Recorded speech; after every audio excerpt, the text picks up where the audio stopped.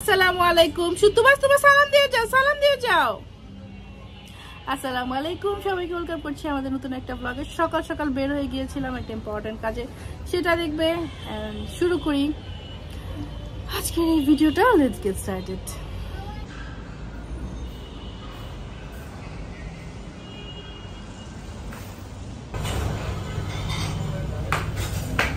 আজকে একটা আননোন একটা রেস্টুরেন্টে আমি আর আম্মু এখন খাইতে আসছি। জানি না, চেহারা খুব একটা এটার ভালো না।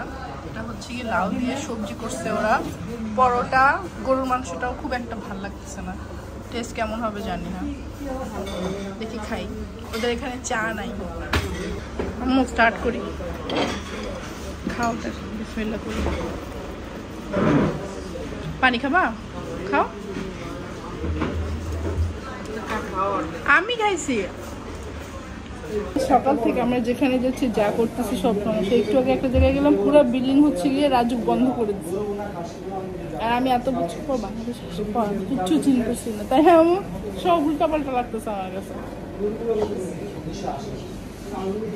আসো বলে, আপু তুমি হসপিটালে গিয়ে কি করেছো? রক্ত দিয়েছো না? তোমার হাতে কার ব্যাগ? আপুর ব্যাগ। তোমার কি করো? তুমি ট্যাব দেখো? That's very bad, very bad. Tab দেখা ভালো না। তুমি কি নুডলস খাবে? আপুকে বলে, আপু নুডলস খাবো। তুবা আপুকে বলো। আচ্ছা সরি, ট্যাব ভালো। দেখো ট্যাব দেখো, মাইন্ড করছো দেখছো? হ্যাঁ না, সে তো হ্যাপি তোমার ব্যাগ ধরে। না আমার জন্য একটা সারপ্রাইজ আছে, দেখি তো ওয়াও, তোমার নাকে কি পড়েছে? নাকফুল। বেবি তোমার নাকফুল নেই? বলো লুক, এটা আমার ফ্রেন্ড। বলো রেড প্রিন্সেস। আমি পিঙ্ক প্রিন্সেস। নাম খুব কঠিন, আবার একটু বলবি। সারাহি। মা এত কঠিন নাম কেন রাখছো মা? তাবিজনা কার কোলে? খালামণির বান্ধবীর কোলে। আমরা কি খুশি, একটা সুন্দরী খালামণি। তাবিজনা সুন্দর ছবি পাইছি আমি, সুন্দর ছবি পাইছি।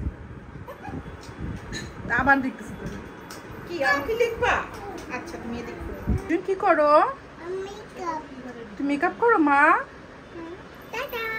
সুন্দর মেকআপ। ওয়াও, তোমরা দুজনে কি মেকআপ পাগল?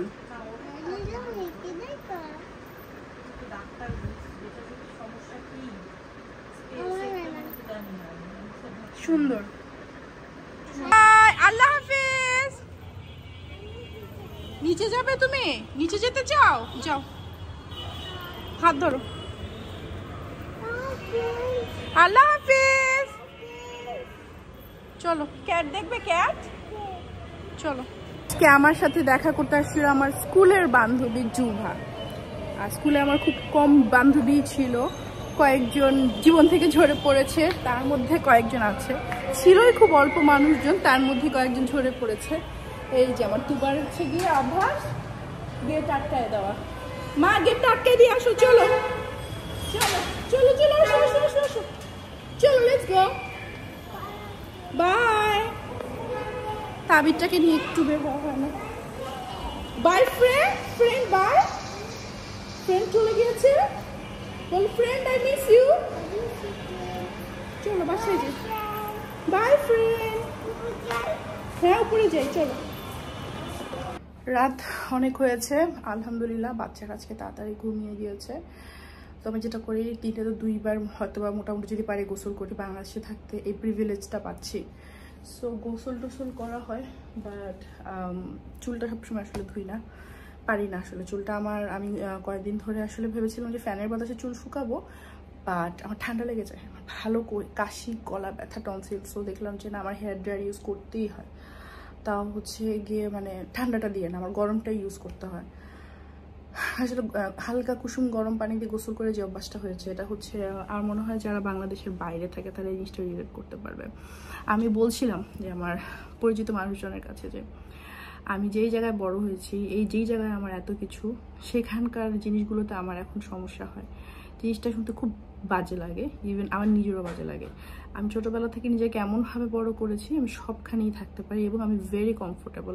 বাট আজকাল জানি কি হয়েছে আমার, এটা মনে হয় বয়সের দোষ হতে পারে এবং এটা খুব খারাপ। আমি চাই না আমার বাচ্চারা এরকম করুক, আমি চাই আমার বাচ্চারা আমার মতো সব জায়গায় গিয়ে মানিয়ে চলুক।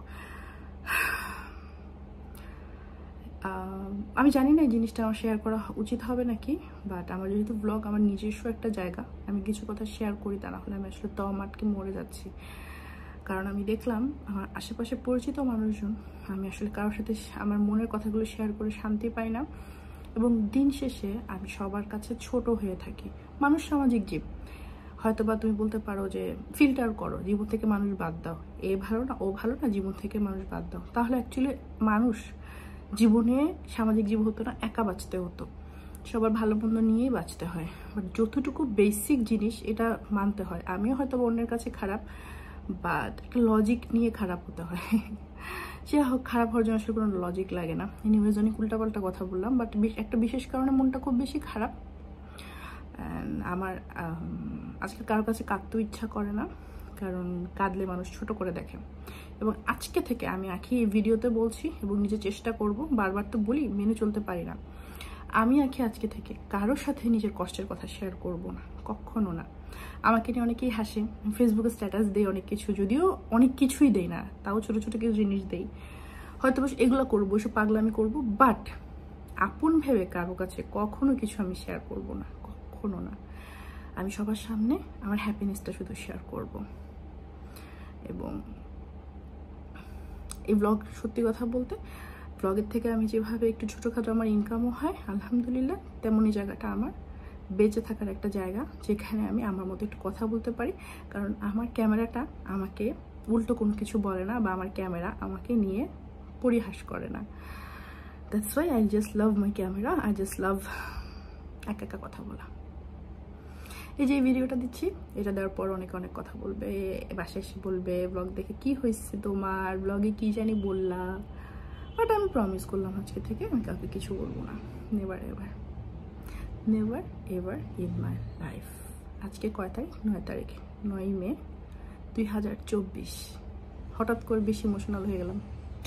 যাই হোক, ঘুমাইতে যাই। সকাল সকাল আবার একটা ছোটোখাটো টেস্ট আছে আজকে সকালে। যখন গিয়েছিলাম আমি একটু লেট করে গিয়েছিলাম, যেহেতু হরমোনের টেস্টগুলো একটু টাইম নেয়, আর সামনে আরও একটু কঠিন সময় আসতে যাচ্ছে, হয়তো আমি তোমাদের সাথে শেয়ার করবো, বাট নট নাও।